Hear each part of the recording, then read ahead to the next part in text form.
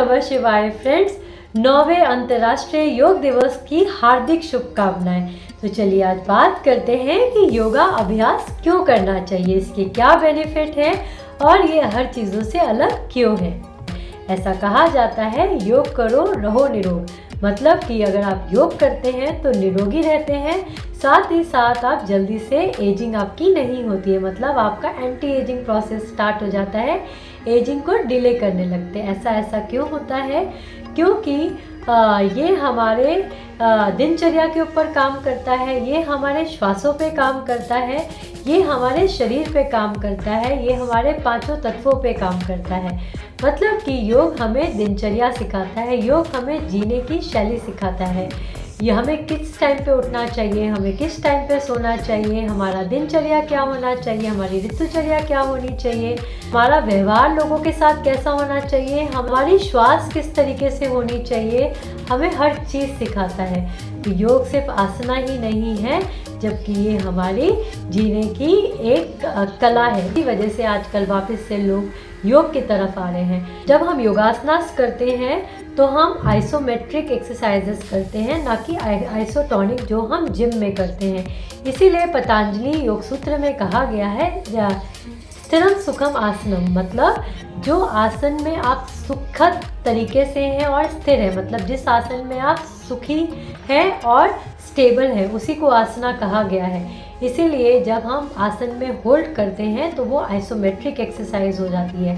Isometric करने से क्या होता है, हमारी स्ट्रेंथ होती है, मसल्स की स्ट्रेंथ बिल्डअप होती है, साथ ही साथ ये हमारी ब्रेथ को रेगुलेट करती है, हमारी सांस को नहीं फुलाती है, हमारी बॉडी में और स्ट्रेंथ आता है, मतलब हमें और ताकत मिलती है। जब हम आइसोटोनिक एक्सरसाइजेस करते हैं, मतलब जिम में ट्रेडमिल में दौड़ते हैं, इस तरीके की चीज़ें करते हैं, जुम्बा करते हैं, एरोबिक्स करते हैं, बहुत तेज़ कोई चीज़ करने लगते हैं। मैं एग्जांपल देना चाहूँगी एक मैराथन दौड़ की और एक नॉर्मल 100 मीटर या 200 मीटर रेस की। जो इंसान 200 मीटर रेस करता है 1 मिनट या 2 मिनट के अंदर, उसकी श्वासें कितनी तेज़ होती है और वो पूरा ही थक के ख़त्म हो जाता है, उसके बाद उसके अंदर कोई ताकत नहीं होती है।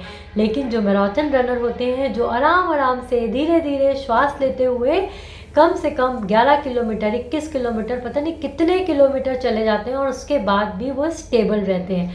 तो इसी तरीके से योगा काम करता है, योगासनास काम करते हैं। हम स्थिर रह के आराम से अपनी श्वासों पे काबू करके अपनी स्ट्रेंथ को बिल्डअप करके हम बहुत कुछ कर सकते हैं। इसी वजह से हमारा योगासना करना बेटर है as compared to any other exercises. जब हम दूसरी एक्सरसाइजेस करते हैं तो डीजनरेशन का प्रोसेस भी हो सकता है और हम इंजरीज़ के भी ज़्यादा प्रोन हो सकते हैं। लेकिन अगर आप किसी एक्सपर्ट के अंडर में योगासनास की प्रैक्टिस करें और अच्छे तरीके से करें तो ये आपकी डीजनरेशन को रोकने में हेल्प करेगा, साथ ही साथ हमारी एंटी एजिंग में हेल्प करेगा, रोगों से हमें मुक्त रखेगा, हमें और स्वस्थ रखेगा, साथ ही साथ हमारे स्ट्रेंथ बिल्डिंग और हमारे मोटापे से भी हमें दूर करेगा। अब बात करते हैं प्राणायाम के बारे में। प्राणायाम करने से हमारी ब्रेथ लंबी होती है, मतलब प्राणायाम मतलब प्राण को हम लंबा करते हैं, हम अपने ब्रेथ के थ्रू इस तरीके से करते हैं। तो इसमें क्या होता है, जब हमारी ब्रेथ लंबी होती है तो हमारा पैरासिम्पैथेटिक नर्वस सिस्टम एक्टिवेट हो जाता है और हमारा मन शांत होता है।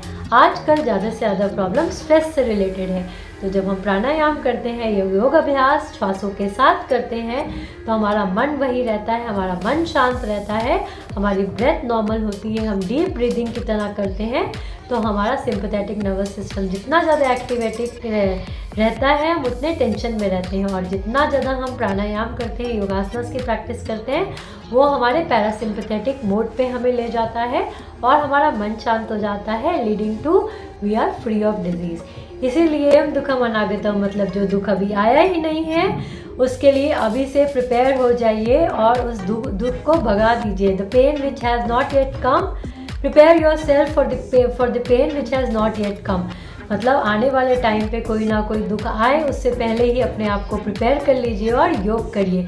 21 जून को ही नहीं लेकिन 21 जून को प्रण लीजिए कि आप हमेशा अपनी ज़िंदगी में योग के साथ जिएंगे, योग को अपनी लाइफ का हिस्सा बनाएंगे।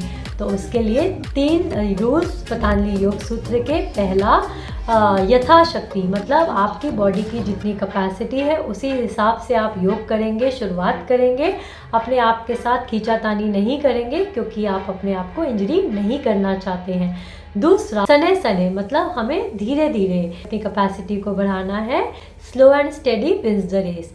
थर्ड, हमारा प्राण शक्ति, मतलब हमें हमारा जहाँ पे भी हम कोई आसना या प्राणायाम या कुछ भी प्रैक्टिस करें, हमारा ध्यान प्रेजेंट मोमेंट में हो और पूरे विश्वास से कि इससे मुझे बेनिफिट होगा ही होगा।